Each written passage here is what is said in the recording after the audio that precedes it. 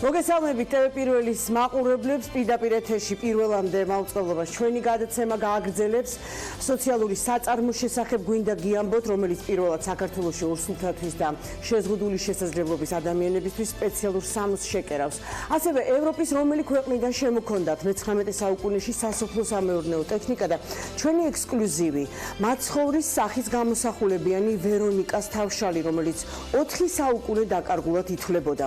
იტალიის ერთ-ერთ პროვინციაში იპოვნეს პირველად ამ კადრებს ქართულ ტელესივრცეში კინოდოკუმენტალისტ თამარ მახარაძესთან ერთად გიჩვენებთ.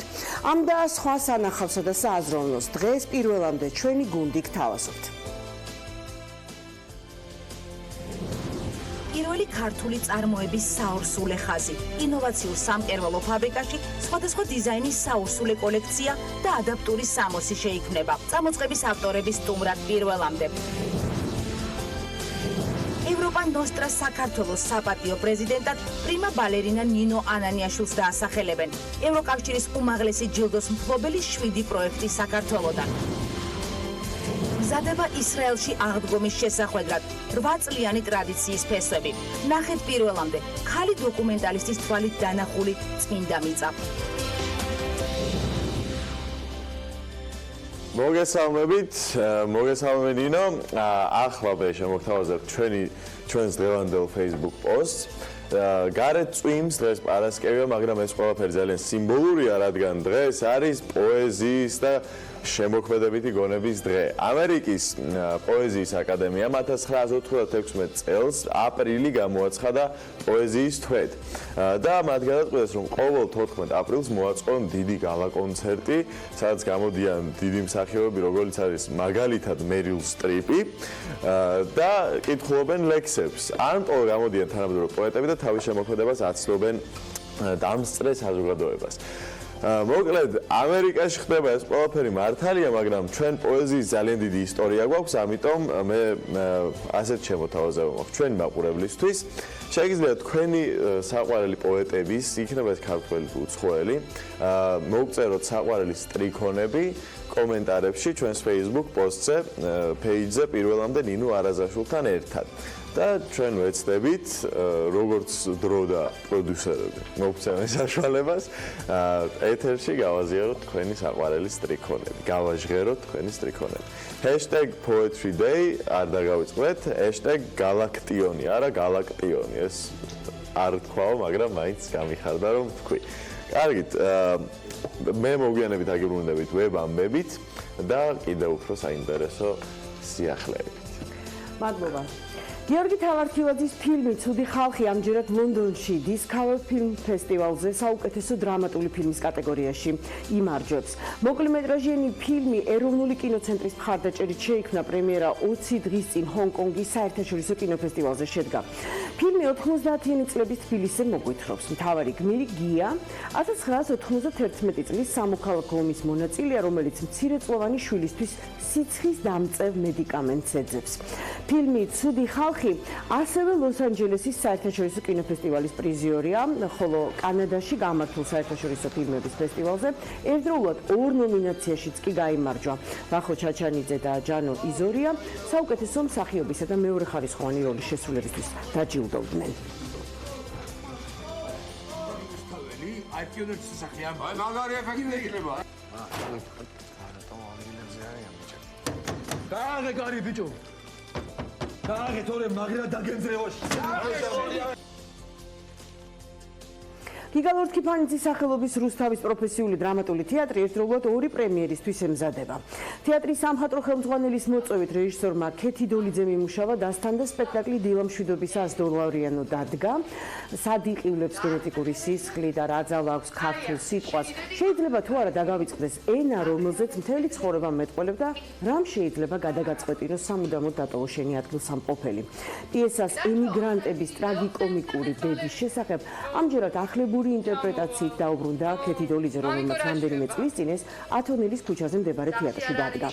სპექტაკლს რუსთავის თეატრის მაყურებელი ხვალში აფასებს. დღეს კი თეატრის სამხატვრო ხელმძღვანელის სოსო ნემსაძის და რეჟისორ ლევან სვანაძის ერთობლივი ნამუშევრის პრემიერა შედგება რუსთავის თეატრში. დასი წარმოადგენს ლაშა თაბუკაშვილის გახმაურებული პიესის მიხედვით დადგმულ სპექტაკლს „თოვლივით თეთრი თოვლი“. თბილისური ამბავი, რომელიც ყველა დროსა და ეპოქას ერგება. სცენაზე ფანტასმაგორიულ ჟანრში გარდაისახება და მასში რუსთავის თეატრის სხვადასხვა თაობის მსახიობები იმონაწილეობენ.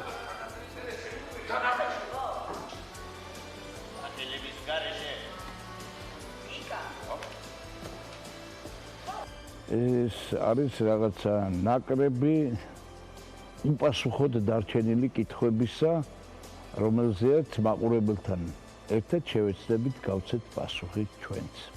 პირადად მე კითხვას ვსვამ აი ამ სპექტაკლით რა უფრო მნიშვნელოვანია წახვიდე და იქედან წლების მანძილზე შენი ოჯახი არ ნახო, ქმარი დაკარგო, ოჯახი დაინგრეს, შვილი უშენოდ გაიზარდოს თუ მაინც ჯობია რომ შენ ქვეყანაში გაჭირვებით იცხოვრო, რაღაცნაირად მოახერხო აი ამ დუღჭირ ცხოვრებას რაღაცნაირად გაუძღვე, რა უფრო მნიშვნელოვანია საქართველოდან წასვლა ეს ყოველთვის მომგებიანი არ არის, მორალურად ნამდვილად არ არის. მე მიმაჩნია რომ აი ეს ტკივილი ჩვენ უნდა რაღაცნაირად გაუზიაროთ მაყურებელს. აი ეს გარემო რომელიც უფევს რუსთავის თეატრში მერწუნეთ მაძლევს იმის უფლებას რომ მე ვთქვა რომ სპექტაკლი გამოვა. ქართველი რეჟისორის თორნიკე ბზიავას მოკლემეტრაჟიანმა ფილმმა თევზაობა მორიგი წარმატება The Monkey Breed Three Film Awards ფესტივალზე მოიპოვა. ფილმს ჟიურის სპეციალური პრიზი გადაეცა. ფესტივალი მცირე ბიუჯეტიანი დამოუკიდებელი ფილმების გამოვლენას ემსახურება. ნამუშევრებს საერთაშორისო ჟიური აფასებს. თევზაობა საფრანგეთის და საქართველოს ერთობლივი პროდუქტი გახლავთ და ნარკოპოლიტიკას, სამართალდამცავების სისასტიკეს, მართლმსაჯულებასა და ძალადობას ეხება. ის საფრანგეთში კლერმონ-ფერანის საერთაშორისო ფესტივალზე ჟიურის სპეციალური პრიზითაც დაჯილდოვდა. ამავე ფესტივალში 2016 წელს ბზიავას ფილმმა მეკელეხე მაყურებლის ჯილდო მიიღო. ვან გოგის 17 წლის მოპარული ნამუშევრები ამსტერდამის მუზეუმში დაბრუნდა. საუბარია 1880-იან წლებში შექმნილ ორტილოზე, რომელიც ვან გოგის მუზეუმიდან 2002 წელს მოიპარეს. ნამუშევრებს იტალიის ფინანსური პოლიცია წლების განმავლობაში ეძებდა და საბოლოოდ 2016 წელს ნეაპოლის გარეუბანში მაფიურ დაჯგუფებაში მიაგნო. ტილოც და ნახატით საგრძნობლად იყო დაზიანებული და მათ რესტავრაციას რამდენიმე წელი დაჭირდა. რესტავრატორებმა ბრწყინვალედ იმუშავეს იმისთვის, რომ ვან გოგის ნახატებს პირვანდელი სახე დაბრუნებოდათ. ახლა ისინი მთელი თავისი სიდიადით ისევ მუზეუმში მნახველებისთვის გამოიფინება, განაცხადა ვან გოგის მუზეუმის დირექტორმა. გარდიანის ცნობით ორივე ტილო $100 მილიონ შეფასებული. ოდითგანვე ადამიანი იგონებდა და ქმნიდა მექანიზმებს, უმარტივესი ხის მექანიკური ნაკეთობებიდან თანამედროვე ციფრულ ტექნოლოგიებამდე. ადამიანის ინტელექტუალური აზროვნების შედეგად მიღწეული ყოველი ახალი გამოგონება განვითარებასა და პროგრესთან ასოცირდება. ამ ასოციაციების გამოსაწვევად მხატვარმა კოტე ჯინჭარაძემ ახალი ნამუშევრების სერია შექმნა, რომელიც სწორედ სხვადასხვა დროის და ეპოქის გამოგონებებს გვახსენებს. მიღწევებს, რომლებმაც ასე ძირეულად შეცვალეს ჩვენი ცხოვრება. თეატრი ნიკოლოზის როინდელი ლამპა, ერთი არის საბჭოთა კავშირის დროინდელი ლამპა და ესეც არის უკვე გვიანი საბჭოთა კავშირის დროინდელი 60-იანი წლების. ანუ რაღაცნაირად თვითონ ფორმამ როგორ განიცადა სახეცვლილება. სხვადასხვა დროის და ეპოქის გამოგონებები, როგორც შთაგონების წყარო, ტილოზე გადმოტანილი მექანიზმები, რომლებიც მხატვარმა კოტე ჯინჭარაძემ განვითარების ეტაპებად დაყო და დამთვალიერებელს არასტანდარტული ფორმით აღსაქმელად შესთავაზა. პირველყოფილი ადამიანის ცეცხლის ასანთები ნაკეთობიდან თანამედროვე ურთულეს მექანიზმებამდე. ხატვრის ფერწერულ და გრაფიკულ ნახატებში ევოლუციის პროცესი მინიმალისტური გამომსახველობითი საშუალებებითაა აღბეჭდილი. დროც აი რაღაცნაირად, როცა მხატვრულ განზოგადებას ვუკეთებთ, ეს იმ მნიშვნელობა არის ამაში ჩადებული, რომ დროც აი რაღაცნაირად ერთ დიდ სფეროშია მოქცეული. კოტე ჯინჭარაძის ტილოები დამთვალიერებელს კიდევ ერთხელ გაახსენებს სხვადასხვა დროის გამოგონებებს, რომლებმაც ძირეულად შეცვალეს ადამიანის ცხოვრება და შექმნეს ეპოქა. გამოფენა ეხება ამ მექანიზმებს, რომელიც შემორჩა ჩემ მეხსიერებას და ჩემი თვალით დანახული სხვადასხვა ვარიანტები ხო კომპოზიციებში. ამ გამოფენაზე მუშაობდი 1 წლის განმავლობაში, ბოლო 1 წლის განმავლობაში და მინდოდა ენახა ნახოს შემომეთავაზებია ამ კუთხით, როცა კონტრასტულად განსხვავდებიან ერთმანეთისაგან, ხო, ეს თვითონ ეს კომპოზიციები. კოტეს შემოქმედება ყოველთვის ჩემთვის ძალიან საინტერესო იყო, როგორც მხატვრის შემოქმედის, რომელიც ყოველთვის რაღაც ძიებაშია, რომელიც ყოველთვის თავაზობს მნახველს, მაყურებელს, რაღაც სიახლეს და ყოველი მისი გამოფენა არის რაღაც გარკვეული ზოგადსაკაცობრიო, ძალიან საინტერესო თემების შესახებ. ეს არის ძველი ადრე გაკეთებული ხიდების, თბილისის ხიდების სერია, ისტორიული ხიდები. რომელიც მინდოდა რომ თავისი პირვანდელი სახით რაღაცნაირად აღმედგინა და მენახებია. და აი ამ ხიდში თითქოს აი რაღაც თითქოს ისტორიის ფარდა შეგიძლია აწიო, ხო? და აი ამ ხიდის მეშვეობით დაინახო ქალაქის წარსული. ეს ბოლო გამოფენა არის ძირითადად მხატვრობა, სხვა კომპოზიციები, მაგრამ სხვა პროექტებში მაგალითად შეიძლება იყოს ინსტალაცია, შეიძლება იყოს პერფორმანსი, შეიძლება იყოს ვიდეო, ენა თანამედროვე მხატვრობის არის მრავალფეროვანი. გამოფენა მექანიზმები გალერეა ვანდას საგამოფენო სივრცეში დღეს გაიხსნება და 2 კვირის განმავლობაში გაგრძელდება. მხატვარი კი არტელი რაჭის ვორქშოპისთვის ემზადება, რომელიც მის სოფელში, ჭვიში, აგვისტოში გაიმართება. ხათაშორის მექანიზმების განვითარებას ამ თემას აგრძელებს ბაჩიც. წლების განმავლობაში ჩვენ ინტერნეტში ხვდებით ესეთი რობოტი ძაღლების ვიდეოებს, რომლებიც მე პირადად მაშინებს ხოლმე, რომ ეს რობოტუნა ძაღლები ძალიან ცოცხალი ადამიანისებური არიან. ეს არის Boston Dynamics-ის Spot Mini რობოტი ძაღლები, რომლებმაც 10-მა რობოტმა ძაღლმა 1%-იან, 1 გრადუსიან დახრაზე გაწია სატვირთო მანქანა. ანუ ახლა ხედავთ ვიდეოს, სადაც ეს პატარა რობოტუნები ეკაჩებიან ამ ხელა სატვირთო მანქანას. სატვირთო მანქანა ნეიტრალურ სიჩქარეში იყო, მაგრამ მაინც ჩანს რამდენად ძლიერი გაკაჩვის უნარი აქვს ამ რობოტებს. ინტერნეტში მიდის სპეკულირება იმაზე, რომ ამ რობოტების ესე იგი განვითარების შედეგად შეიძლება მოხდეს აპოკალიფსი და ტერმინატორის ფილმი ცოტა სხვანაირად, მაგრამ მაინც ასრულდეს. საბედნიეროდ ჯერ ამისგან ძალიან შორია რობოტებში, მხოლოდ კარის გაღება, სატვირთო მანქანების იდვა, კიბეებზე არბენ-ჩარბენა და რაღაცების მოტანა შეუძლიათ. მეტი კი არაფერი. მაგრამ მოკლედ ტექნოლოგიები ვითარდება და ყველაზე მაგარი ამაში ის არის, რომ გარდა იმისა, რომ ასე ძლიერი რობოტები არიან, ასევე ჭკვიანები არიან. ანუ მათი AI, ხელოვნური ინტელექტი ნებისმიერ სხვა მსგავს რობოტზე ბევრად უფრო დახვეწილია და ორიენტაციის უნარი ბევრად უფრო განვითარებული აქვს ამ რობოტებს. უბრალოდ Boston Dynamics უსურვებს წარმატებას და სანამ ამ თემაზე თოვლი რო იდოს ხო ბოსტონში. ამ კადრებში რაღაცა ისეთი ყვითლად კი არა, უფრო თეთრი უნდა იყოს ეს ძაღლები, რაღაც ჰასკებს მოგაგონებენ. ჰასკებს არ მიყავთ ხოლმე? შეიძლება შეცვალოს მომავალში კიდევაც ჰასკები. მარხილები რომ დაყავთ ხოლმე. რავი, ყველაფერი შეცვალონ. მოგვიანებით მაგრამ ახლავე კიდევ ერთ ტექნოლოგიური სიახლე არის ჰონკონგელმა მხატვარმა ვიქტორ ვონგმა შექმნა მხატვარი რობოტი, რომელიც ასევე ხელოვნური ინტელექტის მეშვეობით უკვე 50 საათის განმავლობაში ხატავს თვითონ ამუშევარს. მხატვარმა თვითონ ვონგმა არ იცის საბოლოო შედეგი რა გამოვა, მაგრამ სავარაუდოდ ხდება ხოლმე, იმიტომ რომ რობოტი ძირითადად ჩინურ სტილში ხატავს. რობოტს ქვია AI Gemini და ის 10,000 ფუნტ სტერლინგი ღირს. აღსანიშნავია, რომ Gemini-ის შემქმნელმა თან არაფერი არ იცის, რას დახატავს, რომ კრეატიული არის ეს რობოტი და თან პრეტენზიულიც არის და ბრინჯის არჩენებისგან და ბრინჯისგან დამზადებულ ქაღალდზე უნდა ხატოს აუცილებლად რობოტმა, სხვანაირად კი არ გამოდის, მაგრამ ძირითადად ხატავს ჩინურ პეიზაჟებს. ძალიან საინტერესო სიახლეები არის მოკლედ ხელოვნურ ინტელექტში და რობოტიკებში. მე მოგვიანებით დაგიბრუნდებით უფრო ძველი და საინტერესო ამბებით.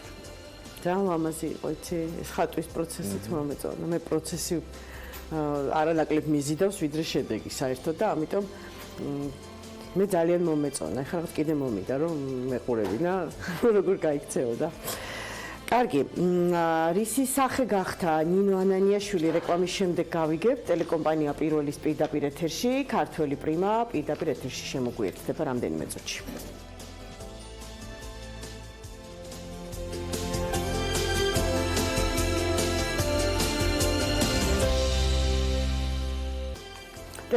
ტელეკომპანია პირველის პირდაპირ ეთერში ვაგრძელებთ დღეს საღამოს ხელოვნების საერთაშორისო ცენტრი, რომელიც საქართველოში ევროპა ნოსტრას წარმომადგენლობაცაა, მასშტაბურ ღონისძიებას ოპერის თეატრში წარმოადგენს. ევროპა ნოსტრა კულტურული და ბუნებრივი მემკვიდრეობის დაცვის ორგანიზაციების პან-ევროპული გაერთიანება გახლავთ, რომელიც დღეისათვის ყველაზე წარმომადგენლობითი ევროპული ქსელია. ორგანიზაციის პრეზიდენტია ლეგენდარული ტენორი და დირიჟორი პლასიდო დომინგო. ხოლო ვინ სახელდება ევროპა ნოსტრას საქართველოს საპატიო პრეზიდენტად და რა ვალდებულებები დაეკისრება მას. ჩვენი ჟურნალისტი სანდრო ცხვარაძე გვეტყვის ახლა პირდაპირ ეთერში.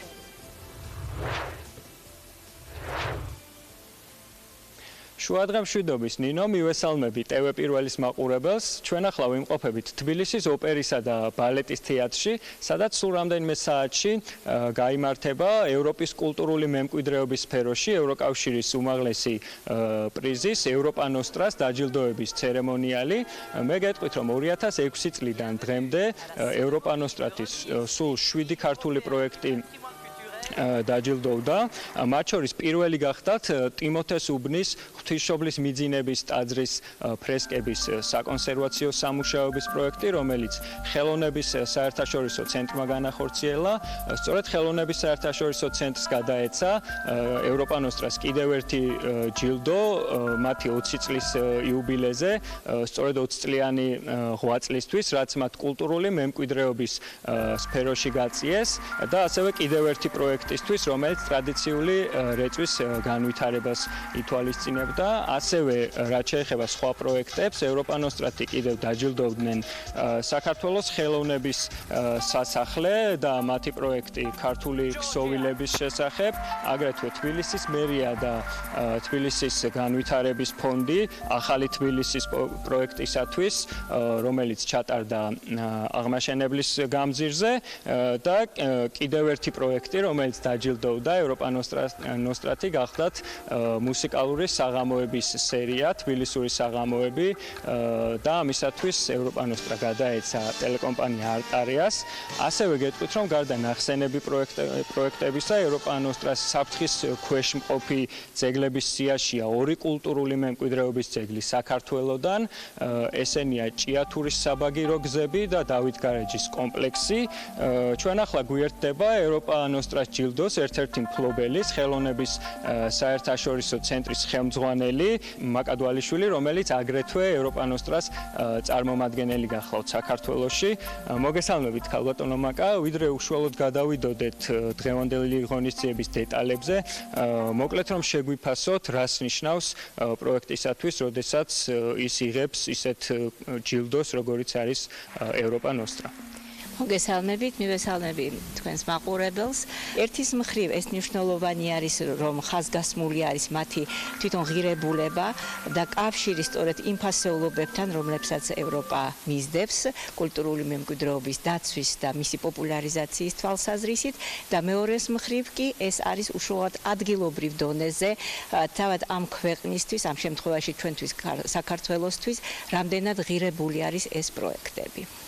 ჩვენ როგორც აღვნიშნეთ, ევროპა ნოსტრას საფრთხის ქვეშ მყოფი ძეგლების სიაში არის 2 ქართული ძეგლი და რომ გითხრათ, რას შეცვლის ან რას მოუტანს ამ სიაში ყოფნა ამ ძეგლებს. როდესაც ვამბობთ საფრთხის ქვეშ, რატომაც ყოველთვის უარყოფითი შთაბეჭდილება იქმნება. სინამდვილეში ეს ესე არ არის ბოლომდე. ეს პირველ რიგში ნიშნავს, რომ ჭიათურის საბაგირო გზები, ისევე როგორც დავითგარეჯის სამონასტრო კომპლექსი, პირველ რიგში აღიარებული არიან სწორედ ევროპული ღირებულების თვალსაზრისით, ევროპულ კონტექსტში.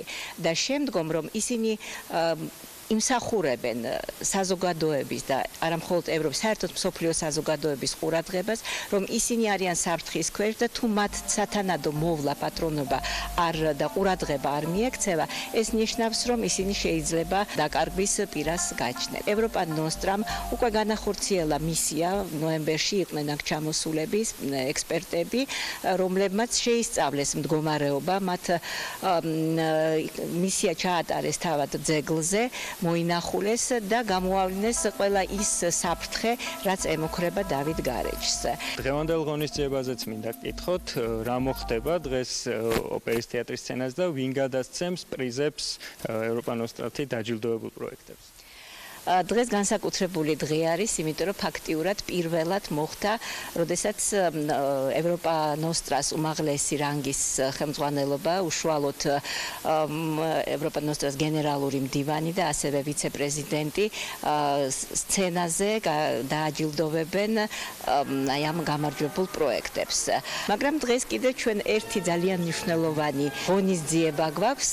ჩვენ დღეს ვირჩევთ ევროპა ნოსტრას საქართველოს საპატიო პრეზიდენტს ქალბატონ ნინო ანანიაშვილს, რომელიც ფაქტიურად აღიარებული არის როგორც მსოფლიო დონის პრიმა ბალერინა და ეხლა უკვე ის, ასე ვთქვათ, იქნება საპატიო პრეზიდენტი ევროპა ნოსტრას საქართველოსი. დიდი მადლობა ქალბატონო მაკა, ჩვენ სწორედ ახლა გვიერთდება ნინო ანანიაშვილი, პრიმა ბალერინა და თბილისის ოპერის საბალეტო დასის ხელმძღვანელი, რომელსაც როგორც ქალბატონმა მაკამ აღნიშნა, სწორედ დღეს დაასახელებენ ევროპა ნოსტრას საქართველოს საპატიო პრეზიდენტად. მოგესალმებით ქალბატონო ნინო, მადლობა რომ ხართ ჩვენთან ერთად. თქვენ შეგემატათ კიდევ ერთი საპატიო წოდება და რომ გითხრათ, რას ნიშნავს ეს კიდევ ერთი ახალი წოდება თქვენთვის და როგორ ჩაერთვებით სამომავლოდ ევროპა ნოსტრას საქმიანობაში. დიდი მადლობა, მინდა პირადად მე ქალბატონ მაკას გადავახვადო, დიდი მადლობა, იმიტომ რომ მისი ღვაწლი ძალიან დიდია იმაში, თუ რა ხდება აი საქართველოს კუთხით ევროპა ნოსტრაში. მე კიდე მადლობას ვუხდი ჩემი ასეთი საპატიო წოდებისათვის, ეს ნამდვილად ჩემთვის დიდი ჯილდოა, ჯერ ეს ერთი იმიტომ, რომ ამ ევროპა ნოსტრას პრეზიდენტი გახლავთ პლაციდო დომინგო. ჩვენ არაერთი წელი ვიყოფდით საერთო სცენას, მეტროპოლიტენის სცენას ნიუ-იორკში, მას პირადად ვიცნობ და მიხარია, რომ მეც მექნება ეხლა უბრალოდ სტატუსი, რასაც ამდენ წლის განმავლობაში ვაკეთებდი და ვლაპარაკობდი და მსოფლიოს ველაპარაკებდი ჩვენს ულამაზეს მხარეზე, ეხლა მექნება ამისი უფრო მეტი მხარდაჭერა, რომ ნამდვილად ჩავერთვები სიამოვნებით ყველა პროექტში და ყველგან, სადაც კი ჩვენ წავსდგებით, მექნება ოფიციალური უფლება, რომ წარვადგინო ჩემი საქართველო, წარვადგინო ის პროექტები და ის პრობლემები, რაც ჩვენ დღეს გაგვაჩნია და გვინდა გადავლახოთ, შევუერთდეთ ევროპას.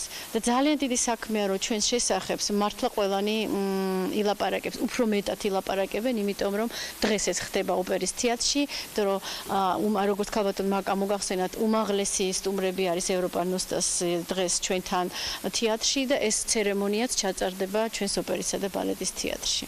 ძალიან დიდი მადლობა ქალბატონო ნინო. მე მაყურებელს შევახსენებ, რომ თბილისის ოპერის თეატრში სულ რამდენიმე საათში დღეს საღამოს გაიმართება ევროკავშირის უმაღლესი ჯილდოს ევროპა ნოსტრას დაჯილდოების ცერემონიალი. ევროპა ნოსტრა გახლავთ კულტურული მემკვიდრეობის სფეროში ევროკავშირის უმაღლესი ჯილდო და ცერემონიალის დასრულების შემდეგ გაიმართება პეტრე ჩაიკოვსკის ბალეტის მძინარე მზეთუნახავის ჩვენებაც. მადლობა სანდრო ცვარაძე გვერდთვებოდა თბილისის ოპერისა და ბალეტის თეატრიდან. ახლა კი მოდით ეროვნული ბიბლიოთეკის ციფრულ ფოტომატიანეს დავესესხოთ, იმისთვის რომ უკეთ გავიგოთ, რაც წერდა ძველი პრესა ჩვენი ქვეყნის ისტორიის პარალელურად. დღეისათვის საქართველოს წითელ ნუსხაში 60-მდე გადაშენების პირას მყოფი მცენარეა შესული. ხოლო რამდენიმე სახეობა უკვე გადაშენებულია სრულად. ჩვენს ქვეყანაში იშვიათი მცენარეების შენარჩუნების საკითხს 1994 წელს გაზეთი საქართველოს საქართველოს რესპუბლიკა ეხმიანებოდა. გაზეთი წერს: მე-20 საუკუნის ადამიანი მივიდა იმ დასკვნამდე, რომ საკუთარი კეთილდღეობის უზრუნველყოფა შეუძლებელია იმ გარემოზე ზრუნვის გარეშე, რომელშიც ცხოვრობს. ჩვენში ბევრი იშვიათი ხე საფრთხის წინაშეა. ხე მარწყვა, კოლხური ბზა, შიშველი აკაკი, უხრავი და სხვა. საქართველოს ისტორია მდიდარია მითოლოგიითა და ლეგენდებით. ილია ჭავჭავაძისა და სერგეი მესხის რედაქტორობით გამოცემული გაზეთი ივერია 1890 წელს ფშაველების უცნაურ დღესასწაულზე გვიამბობს. საქმე არც მეტი, არც ნაკლები კუდიანებს ეხება. ციტატა გაზეთიდან. ნების კვირის 4 შაბათ დღესა და ღამეს ფშაველები კუდიანების დღე-ღამეს უწოდებენ. კუდიანები ძირითადად დედაკაცები არიან. აქაური ლეგენდების თანახმად ცოცხლზეთ მჯდართ ფრენა შეუძლიათ და წინასწარ იციან ყოველივე, რაც მთელი წლის განმავლობაში უნდა მოხდეს. ფშაველები ამ დღეს დაბინდებისთანავე იჭერენ თადარიგს და სათავისო რიტუალს ატარებენ. წერს ივერია. საქართველოს ისტორიაში პირველი სასოფლო-სამეურნეო ჟურნალი გუთნის დედა აქტიურად ბეჭდავდა აგრონომიულ მასალებს და ჩვენი ქვეყნის სოფლის მეურნეობაში მიმდინარე პროცესების ამსახველ პუბლიკაციებს. ივანე კერესელიძის რედაქტორობით 1862 წელს გამოცემული გუთნის დედის 19 აპრილის ნომერში ინგლისიდან ჩამოტანილი ახალი სამეურნეო ტექნიკის საჯარო შემოწმების შესახებ წერენ. აკითხავთ ციტატას: გამოცდა ანგლიიდან გამოწერილი სხვა და სხვა მიწის შემუშავების იარაღებისა ქალაქ თბილისში. კვირა დღეს ობსერვატორიის ეზოში მოდით და იხილეთ, წერს 167 წლის წინანდელი გუთნის დედა. ინტერნეტ სიახლეებით ბაჩივალიშვილი აგრძელებს ჩვენს ეთერს. Guardian-ის საიტზე გავრცელდა ინფორმაცია, რომ ვიქტორ ჰიუგოს მე-19 საუკუნის კლასიკა ნოტრ-დამ დე პარი, ანუ ინგლისელებისთვის ცნობილი როგორც ნოტრ-დამის კუზიანი, ასე ვთქვათ, ფრანგულ ამაზონზე ბესტსელერების სიაში მოხვდა. თან არა მარტო ერთი გამოცემა. ანუ ათეულში მოხვდა რამდენიმე გამოცემა და ისინი იკავებენ პირველ, მესამე, მეხუთე, მეშვიდე და მერვე ადგილებს. ხოლო მეექვსე ადგილი ბესტსელერების ათეულში დაიკავა ამ გოთიკური არქიტექტურის შედევრის შექმნის ისტორიამ. ნოტრ-დამ დე პარი დაიწერა 1831 წელს და ითარგმნა ინგლისურად 1833 წელს და ის მოგვითხრობს ესმერალდას ისტორიას, ბოშის ისტორიას, ვისაც არის ცნობილი, რომელიც უყვარდება კუზიან კვაზიმოდოს, რომელიც ნახევრად რმა არის და ყრუ. ეს პირველი შემთხვევა არ არის, როცა ტრაგედიის შემდეგ ფრანგები ლიტერატურას მიაწყდებიან ხოლმე, რადგან 2015-ში თავდასხმის შემდეგ ბესტსელერების სიაში მოხვდა ჰემინგუეის მემუარები პარიზზე. მყეროზე 20-იან წლებში მისი მოგონებები პარიზის კაფეებსა და ზოგადად ქალაქზე. პარიზელებისთვის ძალიან ძვირფასი ადგილი იყო ნოტრ-დამი, რა თქმა უნდა და გასაკვირი არ არის, რომ ამ ტრაგედიიდან ძალიან მალე ყველამ დაიწყო გახსენება მისი სიდიადის. ჰიუგოს რომანში სხვათა შორის ნაწინასწარმეტყველებია ერთგვარად ნოტრ-დამის დაწვა. ერთ-ერთ ნაწილში აღწერილია ვარდების ვიტრაჟის ზემოდან როგორ ჩანს, როგორ იწვის ნოტრ-დამი და ასე თოვლივით ეფინება პარიზს მისი ფერფლი. Guardian-ზე ასევე ვრცელდება ვიდეო, როგორ გამოიყურებოდა ნოტრ-დამი დაწვამდე და დაწვის შემდეგ, რომელიც თქვენ ახლა იხილეთ. ასევე აღდგენაზე და ძველ შენობებზე ლონდონში ინგლისის ძველი სამეფო-საზღვაო აკადემიის გრინვიჩის მოხატული ჰოლი ხანგრძლივი 2 წლიანი რესტავრაციის შემდეგ აღადგინეს და ახლა ისევ იღებს სტუმრებს. გრინვიჩის მოხატული ჰოლის ყველაზე შთამბეჭდავი ნაწილი მისი ჭერია, რომელიც უშველებელი და ძალიან ხსული შემძვრელია. ამ ჭერზე და მთელი ჰოლის მოხატულობაზე 1726 წლებში ჯეიმს ტორნჰოლმა იმუშავა და მისი აღდგენა დღესდღეობით 8.5 მილიონი ფუნტი დაჯდა. ჰოლის სატრაპეზო დარბაზად გამოიყენებოდა ადრე, ამიტომ და რესტავრაციის დროს აღმოაჩინეს, რომ კედლებზე ხორცის ნარჩენები, ღვინო და სხვადასხვა ლაქები იყო და ამ ლაქებისგან გაწმენდა დასჭირდა. ნუ სხვა დრო იყო მაშინ, რა თქმა უნდა, სხვანაირად ერთობოდა ხალხი. დღეს ის პირვანდელზე უფრო ბრწყინვალეა და ყველაზე დიდი სიახლე, რაც ამ ჰოლში, გრინვიჩის ჰოლში არის, ეს არის წამოსაწოლის კამები. იმიტომ რომ ჭერი იმხელა არის და იმდენ რაღაცას მოზაიკურად, იმდენ რაღაცას მოიცავს, მოკლედ რომ მისი თვალიერებით შეიძლება ან კისერი გაგიშეშდეთ, ან წამოწოლა თუ მოგინდათ და ისე ყურება მარმარილოს იატაკზე წელი გაგიშეშდებათ. ამიტომ იფიქრეს ამაზე რესტავრატორებმა და მოიფიქრეს, რომ მოდით რბილი ფუმფულა წამოსაწოლის კამები დაუდგათ ჩვენ სტუმრებსო, რომ ასე კომფორტულად უყურონ ამ ხელოვნების შედეგს. სისტინის ჩაპელსაც ადარებენ, ანუ ვატიკანის ცნობილ მიქელანჯელოს ნამუშევარს. ეს არის ლონდონის, ასე ვთქვათ, ვატიკანი მათთვის. ძალიან მაგარი და ულამაზესი ადგილია. მის სტუმრობა ახლა შეგიძლიათ თუ ლონდონში მოხვდებით, ცოტათი ძვირი არის ოღონდ სამწუხაროდ. როგორც ყველაფერი მე მგონი? როგორც ყველაფერი დიადი. ნამდვილად. და კიდევ სიახლე ძველი დროიდან Stonehenge-ის მშენებლობის წარმომავლები, ანუ ვინც ააშენა Stonehenge-ი, მათ წარმომავლობა მეცნიერებმა დნმ-ის საშუალებით დაადგინეს და აღმოჩნდა, რომ 4000-5000 წლის წინ გამოკვლეული მაცხოვრებლების დნმ-ით დადგინდა, რომ 6000 წლის წინ ემიგრანტებმა ბრიტანეთში ხმელთაშუა ზღვიდან ჩასულმა ადამიანებმა ააშენეს Stonehenge. მათი გენეტიკა იმ ადამიანებისაც დაემთხვა, რომლებიც საბერძნეთსა და თურქეთის ტერიტორიაზე მოგვიანებით კი ესპანეთსა და პორტუგალიაში ცხოვრობდნენ. უძველესი სამარხების გამოკვლევა მაჩვენა, რომ ნეოლითური ხანის მონუმენტური ნაგებობა, რომელიც არის Stonehenge, ბრიტანეთის მაცხოვრებლების უმრავლესობა სწორედ ანუ იმ ადამიანებიც ააშენეს, სწორედ მუქი კანი ჰქონდათ, მუქი ფერის თმა.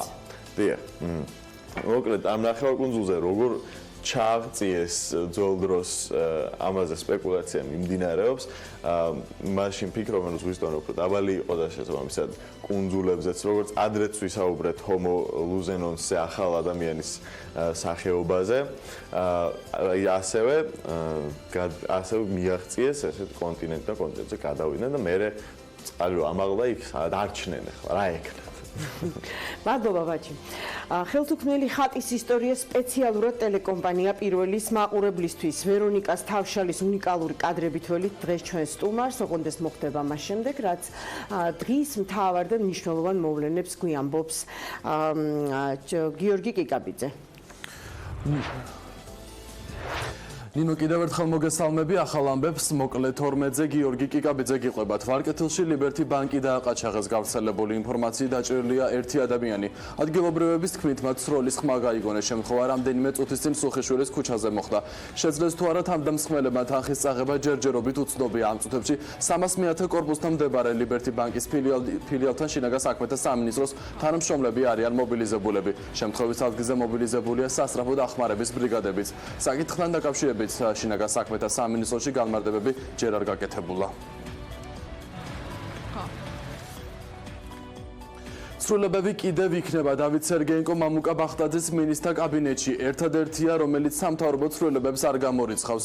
ვინ იქნება შემდეგი დავით სერგეენკო კონკრეტულ გვარებზე არ საუბრობს, თუმცა განმარტავს, რომ მინისტრების ცვლილებები ამ წლების განმავლობაში სულ იყო და მომავალშიც აუცილებლად იქნება.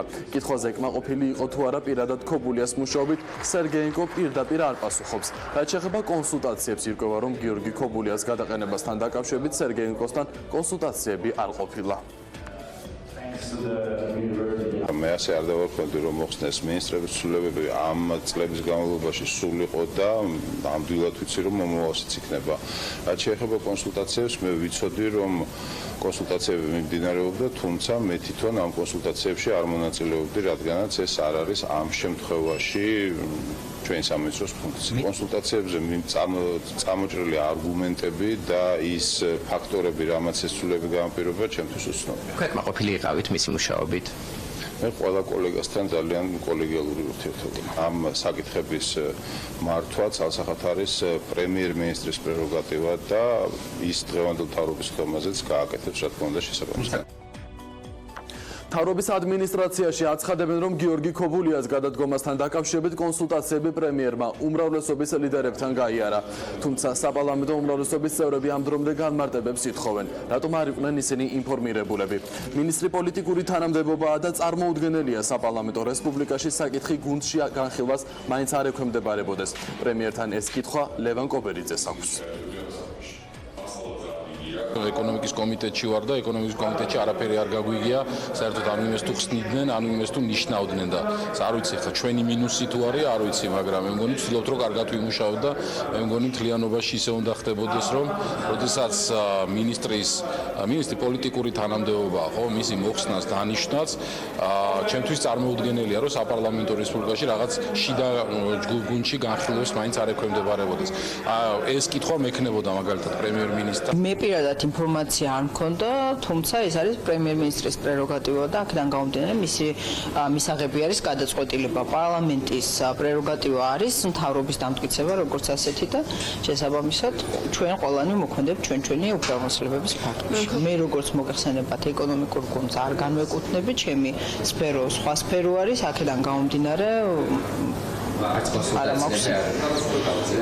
არავითარი ინფორმაცია არ მაქვს. არ შემიძლია ვისაუბრო რაიმე დეტალებზე, რაიმე სქემებზე და რაიმე კონკრეტულ საკითხებზე არ მაქვს ეს ინფორმაცია, მაგრამ ერთი შემიძლია გითხრათ, რომ მეტი სიცხადე არის საჭირო ასეთი ხმოვარული თუ რეალური ხმების ფონზე და საჭიროა გადაწყვეტილების მიღების თაობაზე მეტი განმარტება გაკეთდეს, რომ არ დარჩეს სივრცე სხვადასხვა ტიპის ინსინუაციები. კარგად გამოჩნდა, რომ ეკონომიკის მინისტრი გადააყენეს და მას ჰქონდა გარკვეული დაპირისპირება პრემიერ-მინისტრთან, ეს შეუძლებელია უკავშირდებოდეს მის სუდ მუშაობას, იმიტომ რომ ასეთია მთელი მინისტრთა კაბინეტი ქართული ოცნების, შესაბამისად ეს შესაძლებელია უკავშირდებოდეს სახელმწიფო სტრატეგიული და მნიშვნელოვანი ობიექტების პრივატიზაციის პროცესს, რომელიც ხელში ჩაგდება, შესაძლებელია ცდილობდეს ბუჩა მამაცაშვილი თუ ივანიშვილის გარემოცვის და ოჯახის წევრების, ასე ვთქვათ, სხვადასხვა ხერხებით, ასე რომ უახლოეს მომავალში გამოჩნდება თუ რეალურად რა იყო მიზეზი ქობულიას გათავისუფლების. ამის მიზეზი რომ არ იყო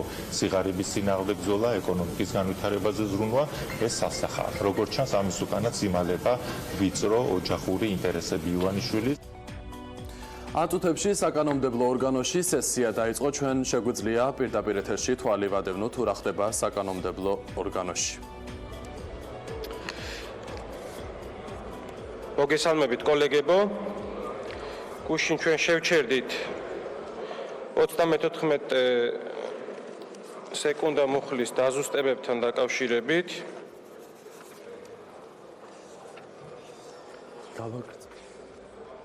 გრძელო ტექსტის. რატომ გადააყენეს გიორგი ქობულია დღეს პრემიერს იმ მიზეზების დასახელება მოუწევს, რის გამოც ეკონომიკის მინისტრი თანამდებობიდან გაათავისუფლეს. გარდა ამისა, მამუკა ბახტაძემ უნდა უპასუხოს კითხვას, რატომ გაავრცელა ინფორმაცია ტელეკომპანია იმედმა ქობულიას გადადგომის შესახებ. მაშინ, როდესაც მთავრობის ადმინისტრაციის ვებგვერდზეც კი შესაბამისი განცხადება არ იძებნებოდა. ეკონომიკის მინისტრი ჯერ მედიამ გადააყენა, შემდეგ კი ოფიციალურად პრემიერმა. გათავისუფლების ორ ბრძანებასთან ერთად იყო უზუსტობაც. იმედის მიერ გავრცელებულ ბრძანებაში გიორგი ქობულიას გათავისუფლების საფუძველი საქართველოს მთავრობის სტრუქტურის უფლებამოსილებისა და საქმიანობის წესის შესახებ საქართველოს კანონის 24 მუხლის პირველი პუნქტია. ოფიციალურ ვებგვერდზე გავრცელებულ ბრძანებაში კი გათავისუფლების საფუძველი კონსტიტუციის 55 მუხლის მეოთხე პუნქტი. არსებული ინფორმაციით პრემიერი დაახლოებით 3 საათის განმავლობაში ქობულიას მიერ თანამდებობიდან გადადგომის შესახებ განცხადებას ელოდებოდა, თუმცა ეკონომიკის ახლა უკვე ყოფილმა მინისტრმა განცხადება არ დაწერა. ამის შემდეგ კი პრემიერი იძულებული გახდა მისი გათავისუფლების შესახებ ბრძანება გამოეცა.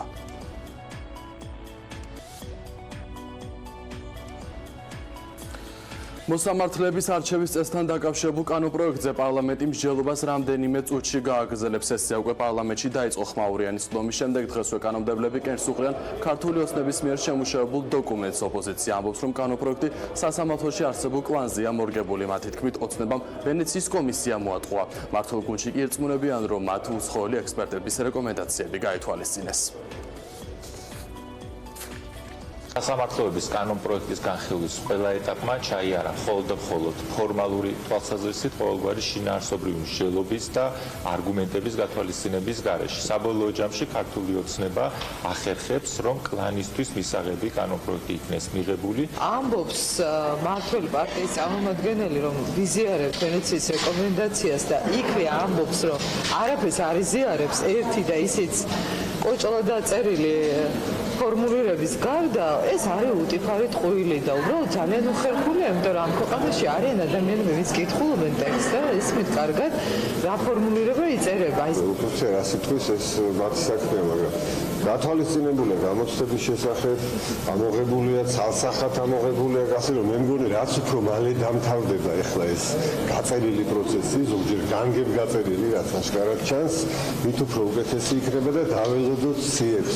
ხელოვნური სახე მიიღო, ამან ხელოვნური სახე მიიღო. აი ამ პროცესმა ნებისმიერი დაინტერესებული პირისგან დღესო დაგეგმილია სახალხო დამცველის მოხსენებაც. ნინო ლომჯარია შენიშვნების სწორედ წარმოდგენილ კანონპროექტთან აქვს. ის ფიქრობს, რომ პროცესი ფორსირებულად მიმდინარეობს.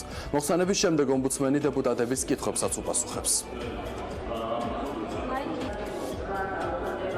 ჩემი მიმართვის ძირითადი აქცენტები იქნება ის საერთაშორისო დოკუმენტები და რეკომენდაციები, სადაც პირდაპირ არის მოცემული ყველა იმ შეკითხვაზე პასუხი, რასაც ამ დღეების განმავლობაში პარლამენტი განიხილავს, როგორ უნდა იყოს შერჩეული კანდიდატები, ნომინირებული და შემდეგ არჩეული პარლამენტის მიერ. ამ პროცესს, მოსამართლეთა დანიშვნის პროცესს არ აქვს მხოლოდ ტექნიკური ხასიათი, ის არის ადამიანის უფლებების შემადგენელი ნაწილი და მე როგორც სახალხო დამცველი თავს ვალდებულად ვთვლი, რომ ამ პროცესში მივიღო მონაწილეობა. შერჩევა უნდა იყოს დასაბუთებული დამოუკიდებელი საბჭოების მიერ. ამაზე საუბრობს ვენეციის კომისია. ამ დრომდე მართვის სუნთქვაზე რჩება ზუგდიდში სოფელ გრიგოლიში დაჭრილი 28 წლის მამაკაცი დაჭრილის ოპერაცია ზუგდიდის რეფერალურ საავადმყოფოში გვიან ღამით ჩაუტარდა. პაციენტს დაზიანებული აქვს კუჭი და თირკმელი. ადგილობრივები აცხადებენ, რომ ლაგვილავას თანასოფლელმა ბეჟან გვაზავა მესროლა. მათი ინფორმაციით დაპირისპირებას წინ შეელაპარაკება უძღოდა, რაც სავარაუდოდ არჩევნებს უკავშირდება. გავრცელებული ინფორმაცია, რომ კონფლიქტში მონაწილე პირები ქართული ოცნების აქტივისტები არიან, კატეგორიულად უარყოფს ზუგდიდის საკრებულოს თავმჯდომარე. შინაგან საქმეთა სამინისტრომ ფაქტზე გამოძიება სისხლის სამართლის კოდექსის 19-100 მუხლით დაიწყო, რაც განზრახ მკვლელობის მცდელობას გულისხმობს. უწყებაში აცხადებენ, რომ დანაშაულის სავარაუდოდ ჩამდენი პირის ვინაობა დადგენილია და მიმდინარეობს აქტიური საგამოძიებო მოქმედებები მისი დაკავების მიზნით. ასეთ იყო ამ დროისთვის განვითარებული მოვლენები. დღის ამბები უფრო ვრცლად პირდაპირ ეთერში 13 საათზე დაბრუნდება, ასე რომ დარჩით პირველზე. რა თქმა უნდა დაგელოდებით. მხოლოდ დროებით ვემშვიდობებით გიორგი კიკაბიძეს. ხელთუქმნელი ხატის ისტორია სპეციალურად ტელეკომპანია პირველის მაყურებლისთვის. მაცხოვრის სახის გამოსახულებიანი ვერონიკას თავშალი, რომელიც მე-4 საუკუნეა დაკარგულად ითვლება, იტალიის ერთ-ერთ პროვინციაში იპოვნეს. პირველად ამსახველ კადრებს ქართულ ტელესივრცეში ჟურნალისტი და კინოდოკუმენტალისტი თამარ მახარაძე წარმოგვიდგენს დღეს. ადამიანი, რომელიც კვირის მიწურულს უკვე მერვე მიდის იერუსალიმში ქართულ დელეგაციასთან ერთად, რომელმაც ტრადიციულად აღდგომას თბილისში წმინდა ცეცხლი უნდა ჩამოაბრძანოს. თამარი უკვე ჩვენ სტუდიაში იმყოფება. მოგესალმები თამარ. პირველ რიგში მაყურებელს მინდა ეხლა გაავაცნო შენი თავი იმ კონტექსტით, რომ შენ, რომელიც მიემგზავრები მომდევნო კვირის დასაწყისში იერუსალიმში, ერთი კვირის განმავლობაში შეეცდები ყოველდღიურად მოგვაწოდო ინფორმაცია თან პირდაპირ ეთერში, ანუ რა გზას გადის ხოლმე ქართული დელეგაცია, როდესაც ჩადის იერუსალიმში და ამისთვის წინასწარ გიხდი მადლობას, რომ ითანამშრომლებ ჩვენთან როგორც ჟურნალისტი.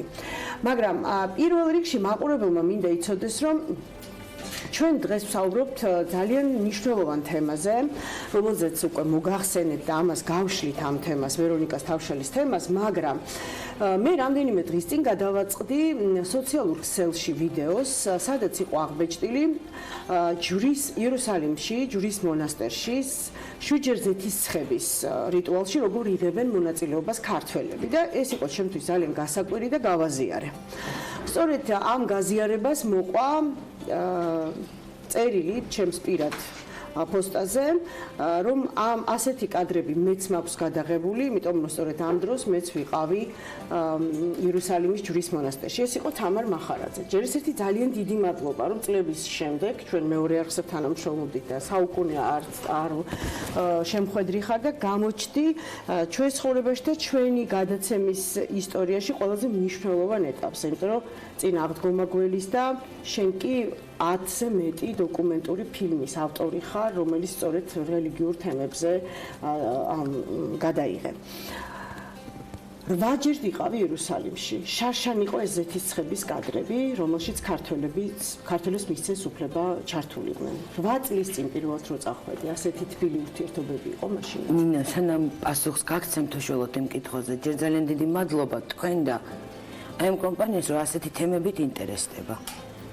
ძალიან დიდი მადლობა და იცით მინდა მოგახსენეთ რომ თქვენი საკმაოდ ახალი გადაცემის ესეთი მაღალი და სერიოზული რეიტინგი იმაზე მეტყველებს რომ არა მარტო ეს კომპანია ინტერესდება ამ თემებით საზოგადოებისათვის არის ძალიან საინტერესო კულტურა, აი სულიერება და ის რაღაცები რომელიც სამწუხაროდ პოლიტიკამ ძალიან განდევნა ტელეეთერიდან. ეს აი თავსნება მივეცი რომ ესეთი რამე ძალიან დიდი მადლობა პირველ რიგში იმისთვის რომ მობრძანდით და ეხლა გვიამბობთ. ეხლა უკვე გადავიდეთ იმ თემაზე.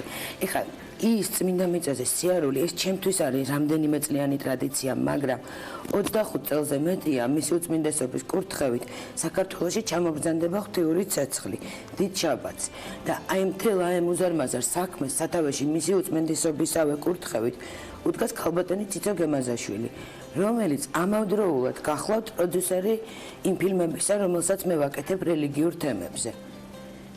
და წმინდა მიწას რაც შეეხება იცით, ჩემ მეგობრები მეკითხებიან ახლა რომ დადიხარ ყოველ წელს, ნუ რა არის ამდენი გადასაღები.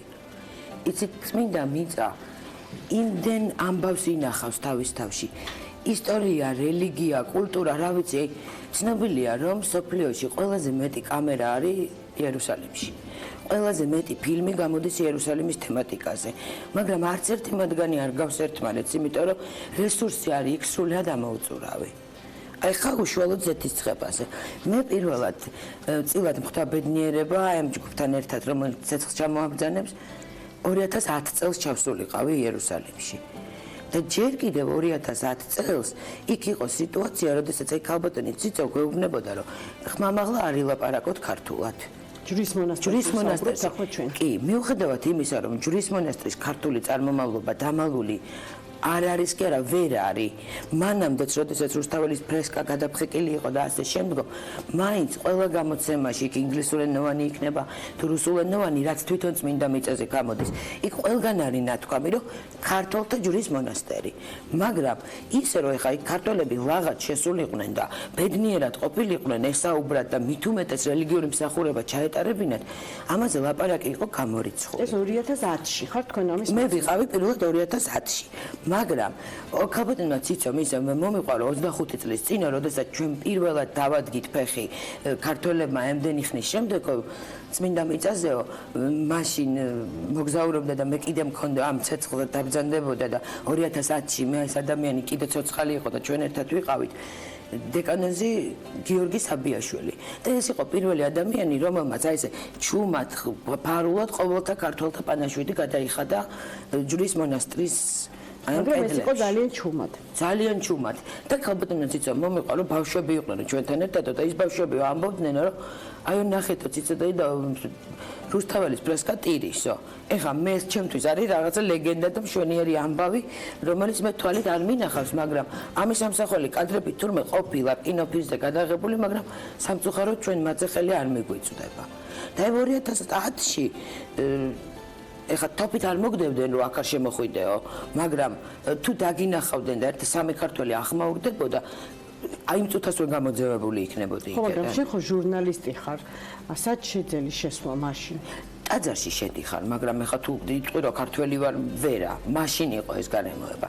და მე იცით, ნინო, შეიძლება ითქვას რომ მაგ ბედი თუ იღბალი მიმართლებს გარეთ ვიჯექი და გრძნობას იმისაც, რაც იქ დამეუფლა, უბრალოდ სიტყვით ვერ გამოვხატავ. ეხლა წარმოიდგინეთ, პირველად ჩადიხარ ასეთ ადგილას. ანუ იქ ქრისტე აქ ღვთისმშობელი, იქ წმინდა გიორგი, რაღაცა რაც წაგიკითხავს, რაც გაგიგია. მაგრამ რუსთაველი წარმოიდგინეთ, რომელიც ჩვენთვის სინამდვილეც არის, ლეგენდაც არის, ყველაფერია, ხო? აი, თან ახლა ჩვენი თაობის ადამიანების ბავშვობაში, როცა სკოლაში ამას კიდე რაღაცა სხვა რუდუნებით გვასწავლიდნენ ჩვენი საოცარი პედაგოგები. და აღმოჩნდება ამ ადამიანის ფრესკის წინ და იცი რომ იმ ეზოში დადიოდა და ეხლა შენ დადიხარ.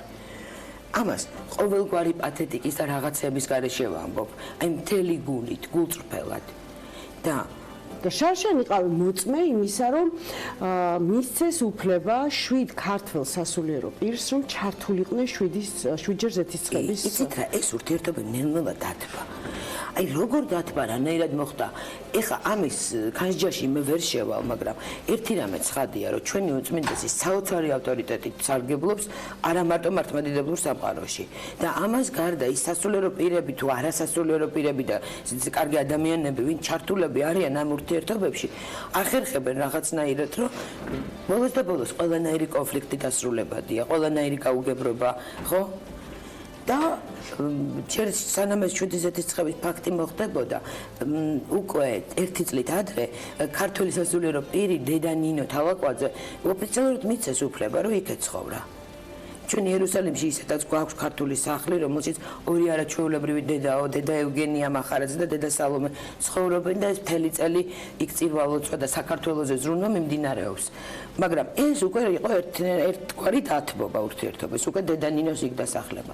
შემდეგ იყო ის, რომ რუსთაველის ფრესკის წინ, ეს უკვე 2017 წლის თამარობას, თამარ მეფის ხატი ჩააბრძანეს და იქ დადეს ზუსტად ერთმანეთს უყურებს ეს ფრესკა და ხატი. და შარშანი იყო ესეთი მოვლენა, იცით რა? თქვენ წარმოიდგინეთ, რომ 4 საუკუნეა ჩვენ როდესაც დავკარგეთ თვის მონასტერი.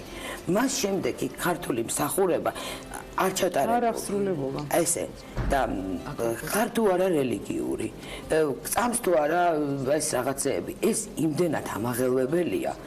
იმიტომ რომ ისტორიიდან გამომდინარე რა. ეხლა ამას რატო გავუსვი ხაზი? იმიტომ რომ იქ ჩვენ მარტო ცეცხლის ჩამომჯგუფებელი ჯგუფის ადამიანები არ ყოფილვართ. იქ იყო ისრაელში თუ ვინმე ქართველი ცხოვრობს და თქვენ წარმოიდგინეთ, არა მარტო ქრისტიანი, იქ ცხოვრები ებრაელებიც იყვნენ და ეს არა მარტო ზეიმი იყო რელიგიური თვალსაზრისით, ეს იყო რაღაცა ისტორიული თვალსაზრისით, რაღაც ქართული სულიერების ძალიან ბედნიერი დღე იყო.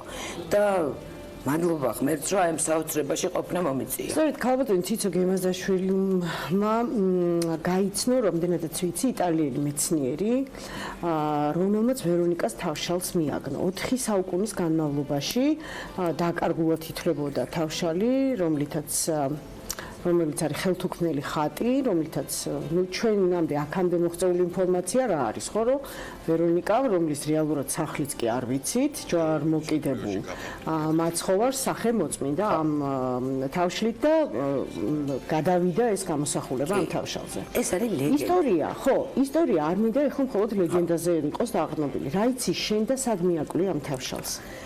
იცით საქმე ის არის, როცა პირველად აი 2010-ში ჩემი და ქალბატონი ციცოს ესე გადაკვეთა მოხდა, მას შემდეგ აი სულ რაღაცა ვემზადებით, იმიტომ რომ არის ესეთი მეცნიერი ფრანგული წარმოშობის იტალიელი ადამიანი პაულ ბადე, რომელიც არის აი ამ საეკლესიო საიდუმლოებების მკვლევარი, მაგრამ ეს არის მეცნიერი, რომელიც ამ ყველაფერს იკვლევს წმინდად მეცნიერული თვალსაზრისით.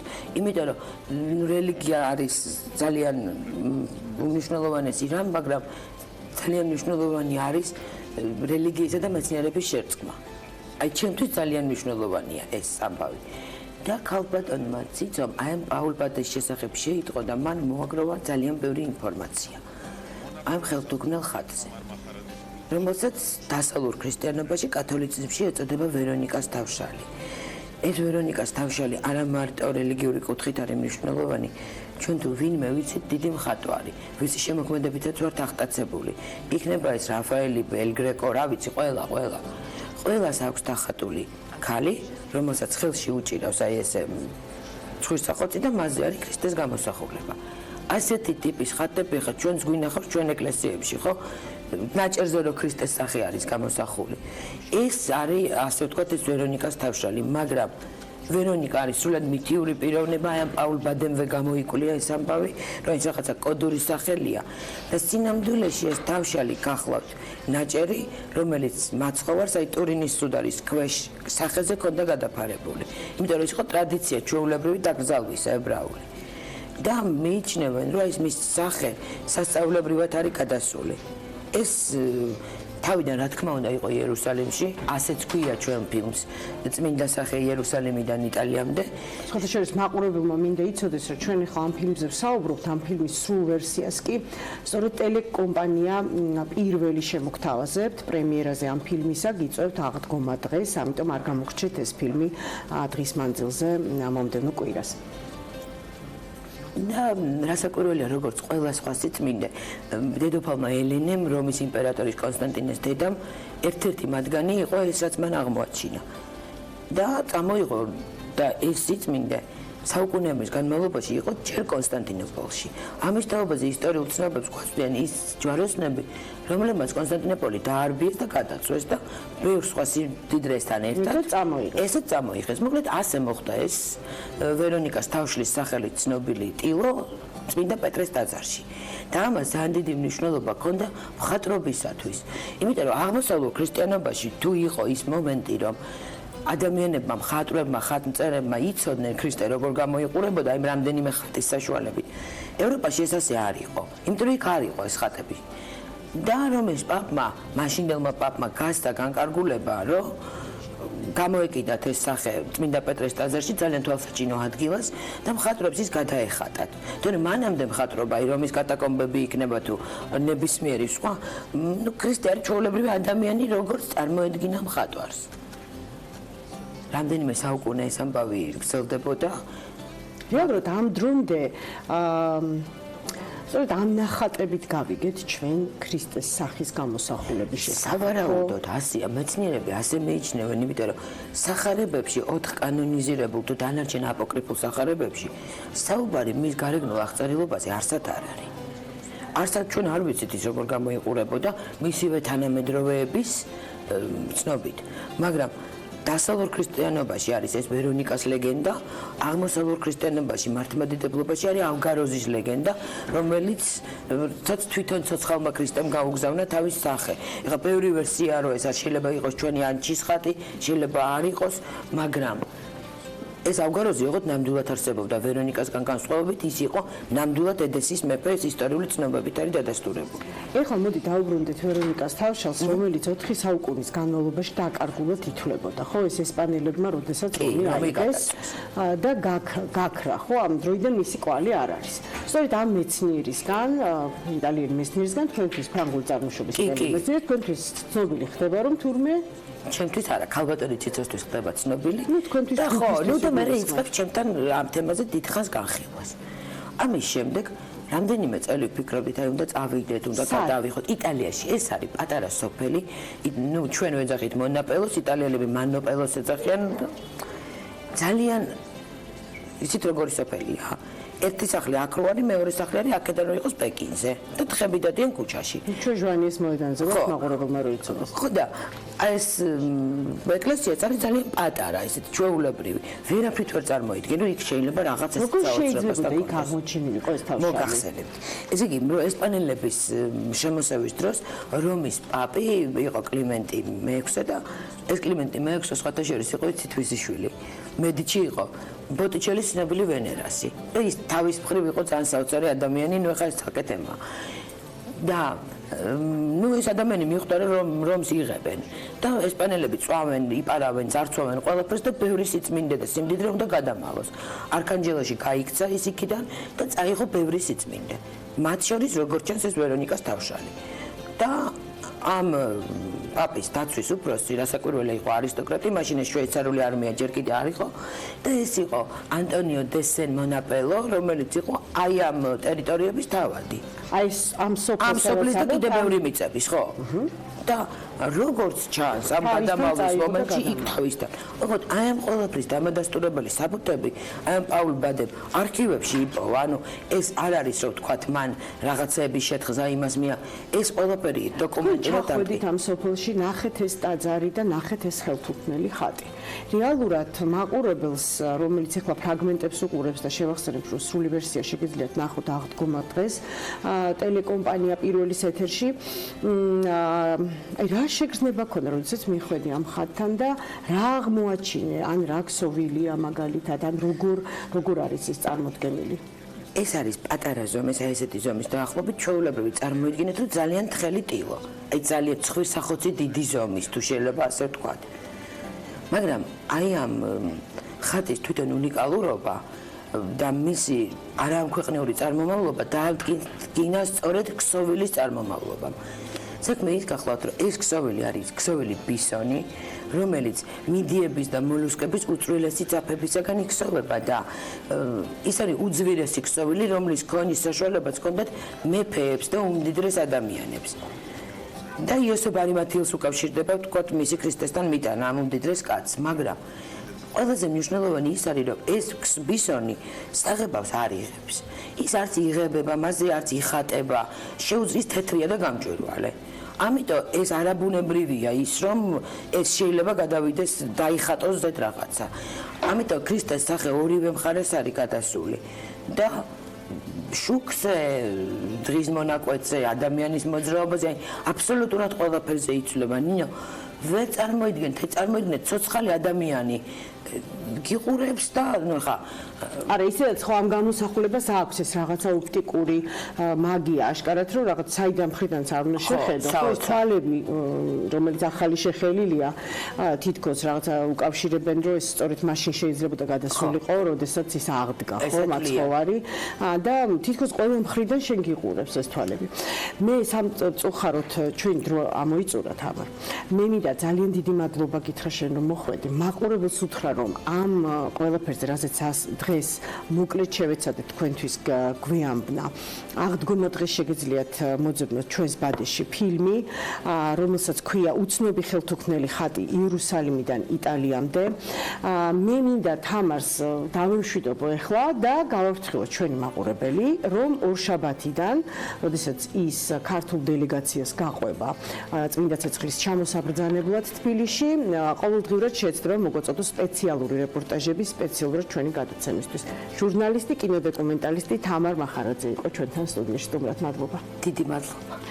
ახლა ახალ ქართულ კინოს მალე კიდევ ერთი ქართული მოკლემეტრაჟიანი ფილმი შეემატება, სასტუმრო მირაჟი, ასე ქვია ახალგაზრდა რეჟისორის გურამ ბაქრაძის მოკლემეტრაჟიან ფილმს, რომლის სცენარიც მასვე ეკუთვნის. ფილმის გადაღება ერთი თვის წინ დასრულდა და ამჟამად მონტაჟის ეტაპზეა. გადამღები ჯგუფის წევრების მოლოდინის პროცესისა და idეის შესახებ ანა მახარაძე თავის ვიდეო ბლოგში გიამბობთ. საერთოდ ვფიქრობდით, რომ უბრალოდ უჯრაში ჩაგვედო და შეგვენახა ეს ფილმი და მეტი არც აღარ გვეჩვენებინა, მაგრამ ალბათ ჯობია რომ ხო რაღაცა ფესტივალებზე გავუშვათ და ვცადოთ იქნებ რაღაცა გარკვეული აღიარება დღესწილად. იქიდან გამომდინარე, რომ საკმაოდ სპეციფიური ფილმი არის და არ არის, თქვათ, უფრო შედარებით პოპულარული ჟანრების რიგში, მაინც ალბათ ჭირდება, რომ თავისი მაყურებელი ნახოს, რომელიც დააფასებს აი ამ კონკრეტულ რაღაც მიმართულებას და ჟანრს და აი ესეთ ხედვას აი ამბის. და უყურებ იმას ძალიან ბევრი ის არ გინდა, მაგრამ ძალიან ეს არ მე არა პროფესიონალი მსახიობი ვარ. და შემარჩია იმის მიხედვით, რამდენად გავდი იმ ტიპაჟს, რომელიც წარმოედგინა მას თავისი სცენარის ამ როლისთვის. და არ გამჭირვებია ნამდვილად მორგება. პერსონაჟი არის 40 წელს მიხსეული კაცი, რომელიც თავისი ბევრი პრობლემით გონებაში რაც აქვს, თან ამას ემატება ალკოჰოლი, თან რაღაცნაირი დაგებული ურთიერთობა აქვს. ვერ არის შემდგარი ადამიანი, ესეთი არის. თავის ხასიათი აქვს მაინც. ისეთი ხასიათი აქვს, რომლის შტრიხებით ძალიან ბევრი ადამიანს შეუძლია საკუთარ თავში დაინახოს. ჩემ შემთხვევაშიც რაღაც გავლენები ქონდა სხვადასხვა ფილმებს, სხვადასხვა ნაწარმოებებს. მაგალითად, ჰერმან ჰესეს ტრამალის მგელი არის ერთ-ერთი თქვა შთაგონების წყარო ამ სცენარის. და პლუს რაღაც საკუთარი გამოცდილებები, საკუთარ თავზე დაკვირვებას. თვითონ ფაბულა რაღაც ადრე მოფიქრებული ამბავი იყო, რომელიც სტუდენტობის დროს დავწერე, მე მივაგდე და უკვე როდესაც ამ თემებს დაუბრუნდი, მივხვდი, რომ ის ისტორია და სიუჟეტი ძალიან კარგად ჩაჯდებოდა აი ამ თემებში. ნულიდან შექმნით სრულიად არარსებული სამყარო, თავისი დეკორაციით, მხატვრობით და ასე შემდეგ. და აქედან გამომდინარე ვფიქრობ, რომ საინტერესო იქნება პროექტი. დავაყენოთ ახლა ბოლოს წერტილზე, გავაკეთოთ ზუმი და ეს გადაღებულია. სასტუმრო მირაჟი არის მოკლემეტრაჟიანი ფილმი, რომელიც არის ამბავი ახალგაზრდა კაცზე, ეს კაცი აღმოჩნდება სასტუმროში და აქედან იწყება რაღაცნაირი მოვლენების ჯაჭვი. ეს არის ფილმი იმაზე თუ როგორ შეიძლება ადამიანი იყოს საკუთარი შიშების, ეჭვების, ფანტაზიების ტყვეობაში და აი ამ მდგომარეობაში მყოფი როგორ შეიძლება კარგავდეს ნელ-ნელა კავშირს რეალობასთან.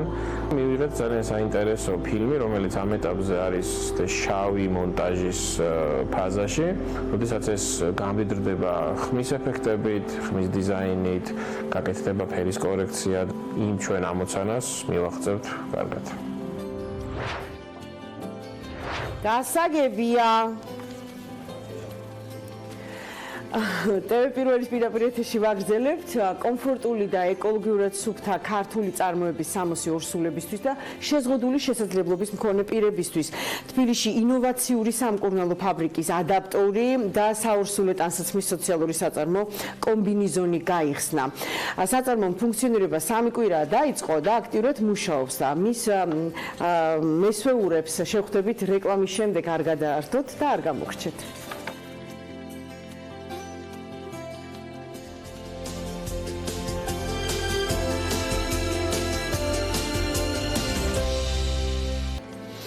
თბილისში ინოვაციური სამკერვალო ფაბრიკის ადაპტორი და საორსულე ტანსაცმლის სოციალური საწარმო კომბინიზონა გაიხსნა.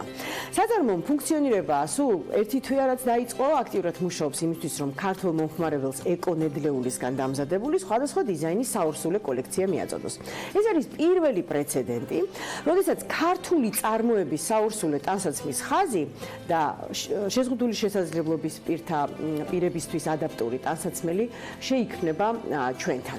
ახალ გახსნილმა ფაბრიკამ საკუთარ თავზე აიღო შეზღუდული შესაძლებლობის მქონე პირების დასაქმებაც და მათთვის შესაბამისი განათლების მიღებაც. კომბინიზონას ადაპტური და საორსულე ტანსაცმლის ხაზი ხორციელდება ინოვაციური სამკერვალო ფაბრიკისა და საქართველოს ბანკთან არსებული ფონდ სიცოცხლის ხის თანადაფინანსებით, სოციალური საწარმო ფონდ სიცოცხლის ხის გრანტის გამარჯვებული გახლავთ.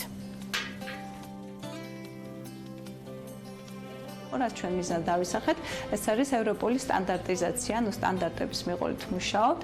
გვაქვს ძალიან კარგი დიდი მრავალფეროვნება ტანსაცმლის, ეს არის დაახლოებით 50 სახეობის სამოსი, დაწყებული ვთქვათ შარულებიდან, დამთავრებული მაისურით. ვიყენებთ ძალიან ხარისხიან მასალებს, ქსოვილებს, რომელიც არის ყველა ბუნებრივი, ანუ შეიძლება იყოს ბამბა, აბრეშუმი, შალი. ნუ ამ შემთხვევაში საგაზაფხულო კოლექცია გვაქვს, ეს არის აბრეშუმის და ბამბის ქსოვილები. ჩვენი ინოვაციური საწარმო ქმნის საორსულე და ადაპტურ სამოსს, რომელიც იკერება კომბინიზონასთვის. ეს ბრენდი დიდი ხანია არსებობს, უბრალოდ მე და განოს გვაქვს ახლა ახალი პროექტი, რომელიც დავიწყეთ სულ რაღაც 1 თვეად. ძალიან გვიჩქარება, რომ ეს საწარმო უფრო განვავითაროთ, უფრო სწრაფი და ხარისხიანი გამოვიდეს ყველაფერი და შესაბამისად ნაჭრებიც შემოვიტანოთ საქართველოში ეს ტენდენცია, რომ იყოს ეკოლოგიურად სუფთა. გასაუბრებით მოვხდი განოსთან, ვარ დამწყები. არანაირი შეხება მანამდე არ მქონია კერვასთან დაკავშირებით, მაგრამ იმედი მაქვს, რომ ძალიან გამომივა, იმიტომ რომ საოცარი ერთმუშტად შეკრული დიდი ოჯახი ვართ, საოცარი გუნდია, ყველა თითოეულ დეტალს ვსწავლობთ, ძალიან საინტერესოა. არაფერი ისეთი რთული არ არის, როცა პროფესიონალები გიდგანან გვერდში და თითოეულ დეტალს გასწავლიან, ძალიან ადვილია. ინოვაციური სამკერვალო ფაბრიკა SF ჯორჯიას და კომბინიზონა არტის დირექტორი განო მელითაური უკვე ჩვენთან ერთად არის. მოგესალმები განო, ძალიან გამეხარდა რომ დაგვთანხმდი შეხვედრაზე ჩვენს პირდაპირ ეთერში და ჩვენთან არის საქართველოს ბანკის საზოგადოებასთან ურთიერთობის მიმართულების დირექტორი ხათუნა კაკაბაძე. მოგესალმებით. პირველად კეთდება ასეთი რამ საქართველოში, ჯერ ესეთი ყოველ სოციალურ საწარმოს, რა თქმა უნდა, მივესალმებით და პირველ რიგში მინდა კითხო ვინ არიან ის ადამიანები, ვინც შენ ამ საწარმოში დაასაქმე? პირველ რიგში უღრმესი მადლობა ამ თემით დაინტერესებისთვის. ჩვენთვის დიდი პატივია, რომ შენს გადაცემაში პირველად გაჟღერდება ეს ყველაფერი, იმიტომ რომ ძალიან გვიყვარხარ და ძალიან დიდ პატივს გცემთ. ძალიან საქმე, რომელიც დავიწყეთ სათავეს 4 წლის წინ იღებს, თუმცა კონკრეტულად ეს პროექტი დაიწყო ნამდვილად და განხორციელდება საქართველოს ბანკის და მასთან არსებული სიცოცხლის ფონდის მხარდაჭერით. ჩვენ გავიმარჯვეთ გრანტში, როგორც თქვენ უკვე ახსენეთ. ჩვენ მაქსიმალურად ვცდილობთ მართლა, რომ ყველა სტანდარტი მივაახლოვოთ ევროპულ სტანდარტებს და წარმოება გავმართოთ ისე რომ მივიღოთ ხარისხიანი პროდუქცია, იმიტომ რომ ორსული ისედაც სენსიტიურია თავისი არსით, თავისი ბუნებით, ასევე ადაპტური სამოსით, თუმცა ამაზე ცოტა მოგვიანებით ვისაუბრებ და ადამიანები, ვისაც იქ ვცდილობთ რომ შემოვიკრიბოთ პირველ რიგში ველაპარაკებით ღირებულებებზე, რომლითაც ჩვენ თავად შევქმნით ეს საწარმო და ფასეულობებზე, რომლებიც უნდა შევუქმნათ მომხმარებლებს. ეს არის სრულიად ახალი მიმართულება საქართველოსთვის, მიამაყება რომ პირველები ვიქნებით. ქალბატონი ელენე, რომელიც სულ ახლახან საუბრობდა თქვენს პირდაპირ ეთერში, არის უნიჭიერესი, მართლა მოტივირებული და მოწესრიგებული ახალგაზრდა ქალი, რომელსაც საკმაოდ ბევრი პრობლემა ჰქონდა აქამდე თავის პროფესიული საქმიანობის მანძილზე, თუმცა მინდა გითხრათ, რომ ძალიან მონდომებულია და ის კიდევ ერთხელ დაამტკიცებს ჩვენთან ერთად, რომ შეზღუდული შესაძლებლობები არ არსებობს, იმიტომ რომ შესაძლოა ადამიანს უნდა რომ იყოს რეალიზებული ის იქნება და ჩვენ ვაკეთებთ ყველაფერს რომ განვავითაროთ საგანმანათლებლო პლატფორმას და გარდა იმისა რომ ვაწარმოებთ ადაპტურ და საორსულე სამოს დავასაქმოთ და განათლება მივცეთ ამ ადამიანებს კვალიფიკაციაც აუმაყოთ და უნაზღაუროთ თავისთავად ვიქნის ამ მოდელებს თქვენთან ორსულებისთვის და შეზღუდული შესაძლებლობის პირებისთვის მოდელებს ძალიან მოგრძალებით გეტყვით რომ ვქნი მე თვითონ მე ბავშვობიდან სამი შვილის დედათა და გამოცდილება ორსულებში გაქვს კი ბატონო ნამდვილად მაქვს მე ბავშვობიდან ხატავდი ჯერ ფეხსაცმლით დავიწყე სამწუხაროდ არასდროს არ მქონდა იმის ფუფუნება და ფინანსური შესაძლებლობა რომ რაღაცნაირად აქეთ გამეკეთებინა აკუმულირება სარეჟისოროზე ჩავაბარე მე მარკეტინგი და ბოლო 15 წელი ამ სფეროში ვოპერირებ და აი საქართველოს ბანკის მხარდაჭერით ძალიან დიდი მადლობა მათ რომ მომცეს საშუალება ესოცნება ამეხთინა თუმცა კომბინიზონას მცდელობა შარშან დავიწყეთ ჩვენი სტარტაპი 1 წელიწადს ითვლის უკვე და კომბინიზონა იყო პირველი ფერადი კონცეპტუალური ტანსაცმლის ხაზი რომელიც თავიდან ბოლომდე ჩემი ესკიზებზე დაყრდნობით იქმნებოდა და რაც მთავარია და გვეამაყება ჩვენ არ დაგვიწყია ბრმად ეს საქმე მე როდესაც ვამთავრებდი ვარშავის მენეჯმენტის უნივერსიტეტის სამაგისტრო პროგრამას ჩემ სამეცნიერო კვლევა გავაკეთე ფერების მიმღებლობაზე რომელიც არის საქართველოში უნიკალური სამეცნიერო ნაშრომი და იკვლევს როგორ აღიქვამს ქართველი მომხმარებელი ფერს რატომ მოგწონს თქვენ იასამნისფერი და მე რატომ მაცვიოკოპლიანი და ასე შემდეგ და როგორი უნდა იყოს ფერების კოლაბორაცია რომ მომხმარებლისთვის იყოს საინტერესო და რატომ შეიძლება მომწონდეს იასამნისფერი ამას ეთერს გარეთ აგაგა ისე ძალიან კარგად არის თუმცა იასამნისფერი თავისი არსში აერთიანებს რამოდენიმე ფერის ტონალობას და ძირითადად უყვართ ქალბატონებს რომლებსაც განსაკუთრებით ემოციურ ქალბატონებს უყვართ იასამნისფერი თან ახლა უყურებ რომ მხოლოდ იასამნისფერი გაცვიათ ზემოთ შესაბამისად ემოციურ და სიყვარულზე შეყვარებულ ქალბატონებს უყვართ ეს ფერი და ჯინსის ქურთუკებიანი ქალები ჯინსის ქურთუკებიანი ქალები მე მგონი არის სტერეოტიპი მე ჩემი მიზეზი მაქვს რატომაც მოვიყურე დღეს თუმცა ამაზე სხვა ეთერში ვილაპარაკო კარგი მოდი გადავინაცვლებთ ხათუნა კაკაბაძესთან ხათუნა რამდენი წელია ეს საგრანტო სისტემა პროგრამა და კონკურსი მოქმედებს საქართველოს ბანკში და უკვე რამდენი ესეთი სტარტაპერი დაფინანსდა ძალიან დიდი მადლობა პირველ რიგში ძალიან მიხარია შენს ეთერში ამ ტელევიზიაში წარმატება მინდა გისურვო ნინო დიდი გულშემატკივარი ვარ და შენ ასეთ თემებში გულშემატკივრობ როგორც კერძო სექტორს ასევე წამოწყებებს და ეს ძალიან მნიშვნელოვანია მე ამაყება რომ განოსთან ერთად ვარ ეთერში საქართველოს ბანკი 2017 წლიდან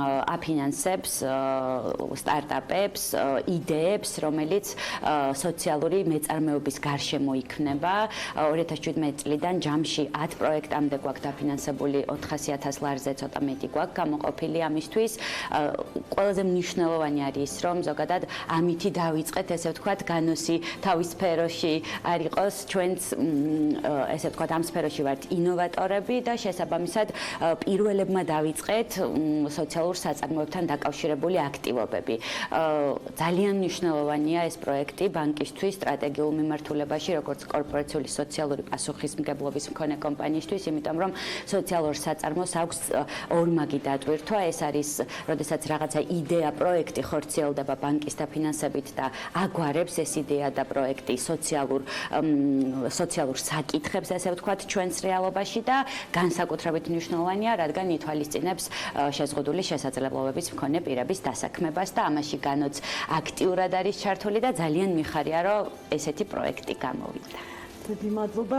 ადაპტურ სამოსზე მინდა რომ გესაუბროს. ძალიან სპეციფიური თემაა, იმიტომ რომ ერთია რომ თქვა შეიძლება სამი შვილის დედას უფრო კარგად ესმოდეს, რაში იგრძნობს თავს კომფორტულად ორსული ქალი, ხო? მაგრამ ამ ადაპტური სამოსზე რაღაცა სპეციალური მიდგომა არის ალბათ საჭირო დიზაინში. კი, ნამდვილად. და შესაბამისი გამოცდილება კიდე ჩვენთან არ არის, იმიტომ რომ პირველი საწარმო ხარ, ვინც ამას აკეთებს. ნამდვილად, დიდი მადლობა კიდევ ერთხელ ამ თემას რო აშუქებ. მართლა ძალიან მნიშვნელოვანია ჩვენი ქვეყნისთვის. ცოტა ზემოდან დავიწყებ სამწუხაროდ საქართველოში შეზღუდული შესაძლებლობების მქონე პირთა მდგომარეობა არის სავალალო მართლა და რომელ ტანსაცმელზე იყო საუბარი, მედიკამენტებზეც კი აქვთ ხოლმე ხშირად პრობლემები და ძალიან სიდუხჭირეში უწევთ ცხოვრება და ნამდვილად ყველა უნდა მობილიზდეს, რომ საკუთარ თავზე როგორც საქართველოს ბანკი იღებს პასუხისმგებლობას, აიღოს ეს პასუხისმგებლობა. ადაპტურ სამოს რაც შეეხება, მინდა ყველას უთხრა, რომ ეს არის მართლა პირველადი ერთ-ერთი საჭიროების საჭიროება აი ამ ადამიანებისთვის, იმიტომ რომ ჩვენ აუცილებლად რა თქმა უნდა ვიქნებით პირველი ქართული საწარმო, რომელიც ეკო ტანსაცმლის წარმოებას დაიწყებს და შეუძლებელია მათ ეცვათ სამოსი, რომელიც არ არის ეკო-ფრენდლი, ანუ ეკომეგობრული, იმიტომ რომ მატერიები უნდა იყოს ნამდვილად 100%-ით ნატურალური, მათ დიდხანს უმრავლესობას უწევს ეტლში ჯდომა, შესაბამისად, აი ეს ვთქვათ გახეხვის კოეფიციენტი ჩახუთვის, ოფლიანობის და ასე შემდეგ, მაგალითად, თუ ჩვეულებრივი შარვალი არის მენჯზე ან ოდნავ ზემოთ, თირკმელი მათ ხშირად უჩანთ, ამ მთელი დღე უჩანთ ჯდომის გამო, ამიტომ ცოტა მაღალი წელი უნდა კონდეს და ჩაცმის პროცესიც მათთვის არის ძალიან არაკომფორტული, შესაბამისად, ვისაც ართრიტი აწუხებს. არა მხოლოდ ეტლით მოსარგებლეებისთვის შევქმნით ჩვენ სამოს, ჩვენ შევქმნით სხვადასხვა სპექტრის დაავადებების წარმოდგენილი ადამიანებისთვის ამ სამოს და ჩვენ ვაკეთებთ ყველაფერს, მოლაპარაკებები გვაქვს საერთაშორისო ექსპერტებთან. მე ამაყება რომ არც თუ ისე დიდხანს ითვლის ეს მიმართულება მსოფლიო მოდის რუკაზე და მე 4 წლის წინ როდესაც კვლევაზე მუშაობა დავიწყე, მაშინ მქონდა ჩადებული ადაპტური სამოსის კონცეფცია ჩემს კვლევაში. ჩვენ ფერების თერაპიული მნიშვნელობებით შევისწავლეთ მაშინ და დალტონიზმის სპექტრის წარმოდგენილი ადამიანები და ეს ადაპტური სამოსი გვინდა რომ მოვიწვიოთ ექსპერტებიც უახლოეს მომავალში, თუმცა ტექნოლოგია ჩვენ ონლაინ რეჟიმში ვისწავლეთ და გავიარეთ.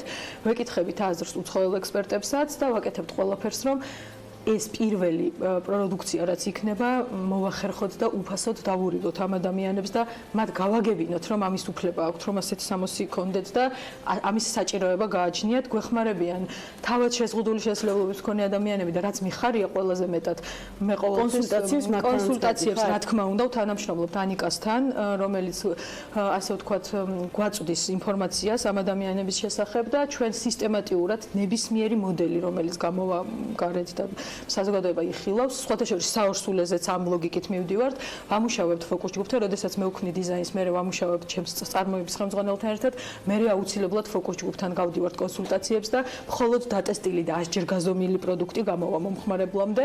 ჩვენ კიდევ ერთი პლატფორმა თუ მომცემს საშუალებას, რომ წარმოვადგინო ჩვენ ძალიან მალე ონლაინ მაღაზიასაც ვასრულებთ, რომელსაც მიებმება ჩვენი საქველმოქმედო ონლაინ პლატფორმაც და გვიხარია, რომ კომბინიზონას თითეული მიმართულება ეს არ არის მხოლოდ საორსული კომბინიზონი, ახალგაზრდული ბრენდია, ქალებს და ბავშვებს კერავს.